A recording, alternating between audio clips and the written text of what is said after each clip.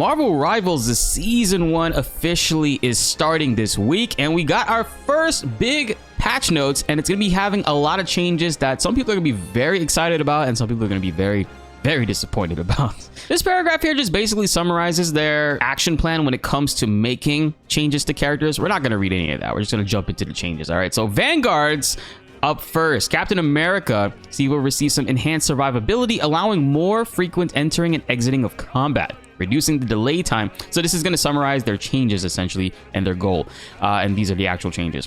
Reduce the delay time for shield restoration after releasing Living Legend from 3 seconds to 2 seconds, so 1 second reduced. Liberty Rush cooldown from 12 to 10 seconds, that's great. Increase base health from 650 to 675, so more survivability. And reduce the energy cost for releasing Freedom Charge, his ultimate ability, from 3400 to 3100. Reduce the additional health provided per second to self after releasing it from 110 to 100. So a slight nerf on how much health it'll provide right after that. I know my boy Nukes is going to be very happy about that. He's been running around and causing havoc with Captain America in team fights and up in their spawn. Now it seems he'll be able to do that a little bit more. Captain America mains, how you feeling? Comment down below if you like these changes. And by the way, these changes won't be reflected until Friday. Doctor Strange will be getting some changes. Will reduce the threat range and increase the defensive window of the Sorcerer Supreme. Add damage fall off to Maelstrom of Madness and Gamma Maelstrom. That's the Hulk team up. Starting at 5 meters and reducing to 70% at 8 meters. Slightly decrease the shield value recovery rate after releasing the Shield of Seraphim from 80 per second to 70. So we got some slight nerfs right there. I don't know exactly how much that's going to be affecting him. Doctor Strange players, what do you guys feel about that? If you guys want to stay up to date on all the Marvel Rivals information, please hit that subscribe button and notification bell so you don't miss out, guys. Help raise at 38% even higher. Now let's get back into more of these patch notes. Now Thor, the god of thunder, could use some slightly increased survivability and improve the success rate to his ultimate ability. They did increase the base health from 500 to 525, which I do appreciate. That does help out significantly. 25 health will help me to run away a little bit easier, and added immunity to control effects during God of Thunder ultimate. Finally, dude. You know how frustrating it was to activate this and get slept or webbed or just knocked out of it? It's the most like booty butt cheek ultimate in the game, I think. I do wish that when you activated it, the people that were in the AoE range getting hit by it were slowed, so this way you can actually hit them on the landing. And if not, I would like a rework to this. I want to be able to, like, when Thor goes up in the air, be it like Smite, where I can choose within a 20-meter radius on where I want him to land, and it's up to the player of Thor to choose that area. And I could totally miss it. I could totally dodge out of it. I would prefer that more than the way it is right now. Being able to look at a diagonal angle and just dive from there after going in the air. I think that would be better. But overall, I do appreciate the changes. 25 more health, and finally, not going to be knocked out of my booty butt cheek ultimate. Hulk got some nerfs actually. So Dr. Banner's been dominant, but decreased sustained combat capability upon entering the battle will bring him more in line with other Vanguards. Basically, they reduce the shield health that he puts on himself. So it goes from 250 to 200. So the shield will be knocked down a little bit more, meaning Hulk will have to be jumping around a lot more frequently in combat after applying those shields. Venom got some nice buffs actually. So increases survivability with the threat of his ultimate, which, by the way, his ultimate was not scary at all before. I don't know how much of a difference it'll make now, but we'll have to see on Friday. And specifically, will be striking fear into the backlines of all enemy teams. So his resilience bonus health ratio, his E, I think it is, anytime his health gets really low, he can activate that and get a significant amount of health back via shield. So they raised that from 1 to 1.2. So he's going to get 0.2 more health on top of what he was already getting before. And not only that, they increased the base damage of his ultimate from 40 to 50. Now, it's important to note that the base damage numbers right here, 40 to 50, aren't exactly, like, it's not going to do 50 damage. It's just, that's the multiplier modifier that their game's internal system runs and bases the damage and points off of. It's getting an increase to 10, but that could be a whole lot more damage. We'll have to actually see side-by-side comparisons. I'm sure people that have access to the public test server will be able to tell us that right now. I unfortunately don't, but it is what it is. Now, duelists have been adjusted. They're actually nerfing Black Panther. His combat survivability is taking a hit. Reduce the additional health provided to self after refreshing Vibranium marks with Spirit Rend from 40 to 30. And the upper limit of additional health provided from 120 to 75. That's a significant decrease. So Black Panthers are going to have to be a little bit more careful, and healers are going to have to pay more attention to them if they can catch them with all the crazy dashing. That sucks, man. I just picked up Black Panther too. I've been really enjoying his kit so far, so looks like I gotta be a little bit more careful with him. I don't know, if you're playing on console, do you see a lot of Black Panthers on console? Because I feel like he's more or less a very, very solid PC character because of the way that we can control the mouse and pivot him, turn him 180 real quick to do some crazy ass dashes. I don't know if you could really do that too much on console unless your sensitivity is crazy high, but I don't know what you guys, are you guys able to put in work with him? I genuinely want to know how that functions. Black Widow. So it's been widely considered that Black Widow is one of the worst, if not the worst character in the game. Not a lot of people use her. It's actually rare that you see her in any form of quick play or ranked in this game. Natasha was in much need of optimization when evaluating the release of her abilities, as well as a slight increase to the threat of her ultimate. So they increased the range of the first effective Edge Dancer from a 3-meter radius to a 5-meter radius, so 2-meter increase. Reduced the time required for Fleetfoot to recover from 0 stamina to full from 12 seconds to 4 seconds. Damn, 8-second difference? That's pretty big. Reduce the time required for Electroplasma Explosion, her ultimate, to reach max power from 1 second to 0.6 seconds. So almost a half a second change with that. So things will be slightly quicker when controlling Black Widow. Her damage numbers haven't been adjusted though, but maybe that time aspect will really affect her differently. I wonder how much this will actually help her out. And now Hawkeye. We've known this entire week that Hawkeye and Hela were both going to get some nerfs, but we weren't sure exactly on how they were going to be doing that. So it seems like they decreased the medium to long range damage capability. So if he's very far away, standing way in the back, he won't be dealing as much damage, I guess. And it's threatening combat radius and slightly improving the close combat resistance for the Avenging Archer. So they helped him out a little bit up close. Slightly reduce the spread angle between every 2 blast arrows and reduce the trigger distance of his passive ability, Archer Focus, from 60 meters to 40 meters.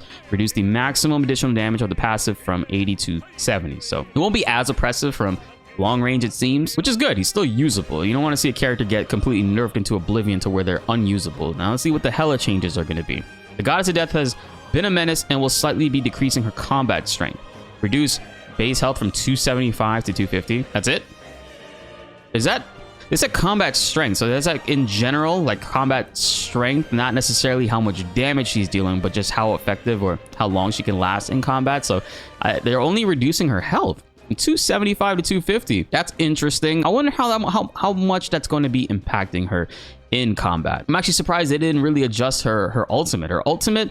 Her health is so hard to bring down in her ultimate, man, unless everybody's focusing her. And then even if you do that, it's not even worth it because you just returns down and then can like shift out of there and run away. I don't know, maybe she'll die. Overall 25 less health, she's gonna be dying quicker. We'll see how much of a difference that actually makes in combat. Magick got some buffs actually to her ultimate specifically. So her Umbral Incursion damage and Dark Child has been changed from 115 to 135. So in her ultimate she'll be dealing more damage, ultimately securing more kills. Moon Knight got a change too. He actually got a slight increase to the threat of his ultimate. Really? The Moon? Increase the number of talons generated by the hand of Khonshu from 10 to 14 and increase the explosion radius of each talon from 4 meters to 5. So more talons, more damage, and slightly bigger radius. Gonna be terrifying people even more with the Moon. Namor, we're optimizing the throwing field of his eggs. He threw eggs? What? Oh, the are we talking about is that what the octopuses are? Turrets? Adjust the throwing field of the monster spawn and frozen spawn. Now Namor can accurately throw them to the desired location. I wonder if that was a big complaint or a need for the character. You guys, Namor mains, let me know in the comments down below. Psylocke got some changes. We'll be providing more options for other heroes to counter her ultimate. Okay, cool. So now in her ultimate, it will check for barriers, including Magneto's sphere that he puts on teammates and himself, and Hulk's shield, and etc. So all that's defensive moves that provide like more health and stuff. Her ultimate used to seemingly ignore that, and now it won't. So you can actually defend against her ultimate. Well, that's pretty cool to see. I think that's a great change. The Punisher, we're slightly increasing the damage capability of Frank's weapons. What slightly reduced the spread of deliverance and education. Is that his shotgun? So they're reducing the spread of the shotgun, which will probably ultimately net more damage because it's more concentrated in the shot, right? So Punisher got a little bit of help right there. Okay, I'm very, very intrigued by the way that they're doing these patches, by the way. Like, no character is getting like nerfed into oblivion. And then the character that had the most significant negative changes so far is probably Hawkeye, but obviously we still have to read through the rest of the list. Scarlet Witch. Increasing Wanda's combat strength when she's facing duelists or strategists. Increased Chaos Control's fixed damage from 50 ticks a second to 60. Okay. And reduce the percentage damage per second from 5% to 3%. So a slight buff and a slight nerf right there, but it says it's specifically for when she's facing against like duelists or strategists, so she'll be able to deal more damage to them, I guess. And increase Chthonian burst projectile damage from 30 to 35. I think that's a decent change for her overall. The percentage damage per second, I wonder how that's going to affect tanks, because obviously the more percentage you have as you're dealing it will ultimately deal more damage when it comes to bigger health pool characters like tanks and stuff. So, and then we got Storm. We heard Storm was going to get some much needed love here. The Weather Witch needed an overall increase to her damage capability. We're also optimizing the feel of her left click projectile, so they're going to be increasing the speed of that and the release experience of her ultimate. Increase the wind blade projectile speed from 100 meters a second to 150. So she's not going to be a hit scan character, but she's definitely going to be chucking out projectiles way quicker. And the damage overall was raised from 50 to 55. So great changes for Storm players. Increased Bolt Rush damage from 70 to 80. And after releasing her Hurricane, the bonus health provided to herself will be increased from 350 to 450. So she gets 450. And the extra health will no longer vanish instantly, but instead will diminish at a rate of 100 per second. So actually, that's a really good change. The bonus health she gets when the ultimate's over, it's not just going to immediately revert back to the normal. It'll actually tick over time, drop down to maybe 3 or 4 seconds, and then it'll drop back to normal based off of what that is saying, which is good. I mean, a lot of other characters have that. Thor has that specifically. Like anytime I do a push or I throw with his hammer and I gain blue health back, you'll see it tick slowly over time after I'm out of combat. So that's a good change for Storm. I like to see that. Squirrel Girl got some changes. We're increasing the threat of her furry friends and her ultimate ability. Her ult never really was scary. I don't think I've ever died to her ult, actually, now that I think about it. Addition of a new effect to her Squirrel Tsunami. The squirrels will rush towards the nearest enemy after bouncing, instead of bouncing randomly. So they used to target people randomly and just go all over the place, I guess. And now it'll go to the nearest enemy. I wonder if that's going to help out the killing capabilities of it and reduce the tsunami health from 600 to 300. Okay, that's kind of a significant nerf, I feel like. So now we'll be able to take it out quicker. I don't know if that's actually going to make a big difference, but we'll have to see, because as of right now, between Squirrel Girl and Venom, they both had like the most unintimidating ultimates. You hear it going off and you're just not really too worried about anything. Winter Soldier will be adjusting Bucky by decreasing his long-range combat strength and increasing his survivability in medium to close-range combat. Increase the bonus health provided by the Bionic Hook and Tainted Voltage from 30 to 40, and increase his projectile damage from 70 to 75. But they're going to reduce the damage area from 70 to 65 and reduce the damage decay from 65 at 40 meters to 60. So a little bit further, it's going to do less damage. And increases base health from 250 to 275. So 25 more health. It's 25 more health for everybody. Except for Wolverine. We saw this yesterday on Necros' stream. Wolverine actually went from 300 HP to 350. But there's a slight negative to that. He'll get an increase to basic combat strength, but a slight decrease to additional survivability after activating Undying Animal. So while his overall health is going up to 350, they're going to reduce the damage reduction ratio provided by his passive from 50% to 40. They did increase it overall at its base, so he'll be able to live long outside of the passive, but the damage reduction has been reduced by 10%. I think ultimately it is a good change, but that's not the change that I was looking forward to with the character. I was kind of hoping they would improve the vertical aspect of his hitbox, at least the bottom portion of it, because even though you use right click, you get inside of them and you're trying to like shift to pick them up and dive with them, it doesn't always pick them up.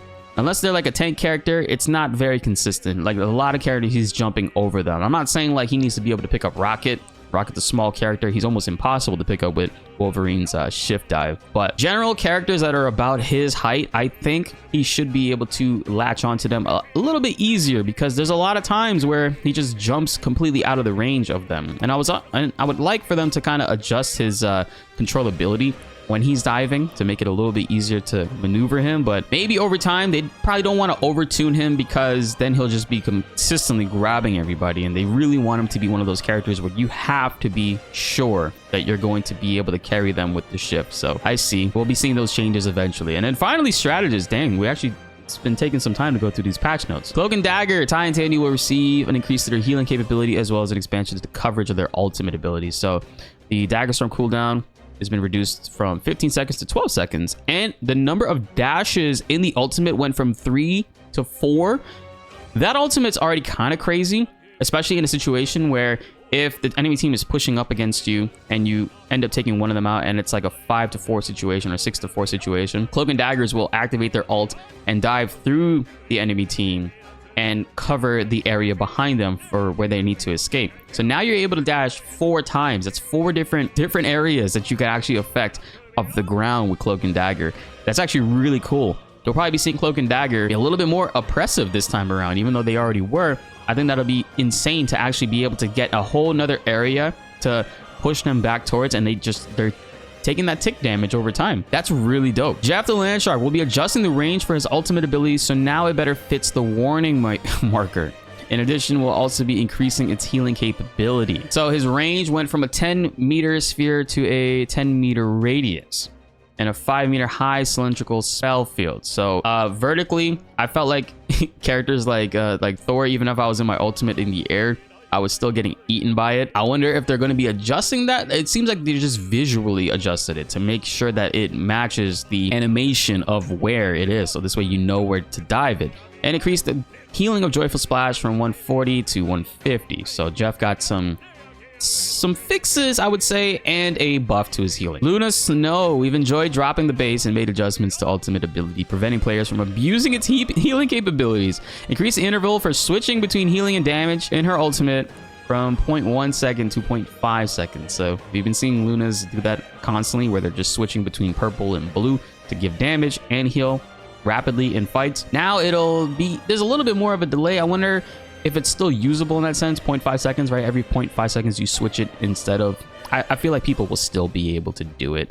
I just don't know exactly how much that'll actually take effect, right? One of the best ultimates in the game. You literally cannot kill anybody within her ultimate when she's activating it, even with your own ultimate. I would like, actually, if Luna Snow killable in her ultimate. It's kind of annoying that she's not. Certain things can kill her, I guess, but it has to be a very concentrated effort. I understand if like nobody else can die in it, but like herself, it's kind of annoying. I want to be able to like have the ability to take her out if possible. Mantis got a change, but not necessarily a crazy nerf. It's more so a movement nerf. So in her passive, she would move 2.5 meters a second. It's been reduced to 1.5 meters a second, so it slightly slowed her down when she's at full health and using her passive. Rocket got a buff, so his healing in his repair mode went from 60 to 70. So him and Jeff both got some buffs in that aspect. Cool, we'll probably be seeing them used more often. And team up, wow, even more, completely more than I thought. Team up abilities as well. So Hawkeye and Black Widow, their seasonal buff was reduced from 20 to 15%. Hela, Thor, and Loki, same thing, 20 to 15%. And Luna Snow and Namor got some changes to Namor's Frozen Spawn. So the Frozen Spawn damage, actually increased from 25 to 27. And slow effect from 25 to 30%. And increased the Berserk state of the Frozen Spawn from 16 to 18. So buff for Luna Snow and Namor comps. Rocket, Punisher, and Winter Soldier. The infinite ammo, right? Reduce the cooldown of ammo invention from 45 seconds to 40 seconds. So actually will be available more often. That's cool. Maybe. Scarlet Witch and Magneto. Oh my god. What? Yes, please. A bit underwhelming. The damage capability of the father-daughter team-up ability will be enhanced. This is all just for like Magneto. So projectile damage went from 55 to 60, and metallic fusion spell damage from 30 to 35. Spell field damage, I think that's how much damage it does to the environment, but this is good. So in the first alpha for this game, Magneto and Scarlet Witch team up was kind of meh, like it wasn't as good. But then the second beta, the actual first beta, my bad, the first beta, they overtuned it. It was like crazy strong, like you were destroying people in that team up.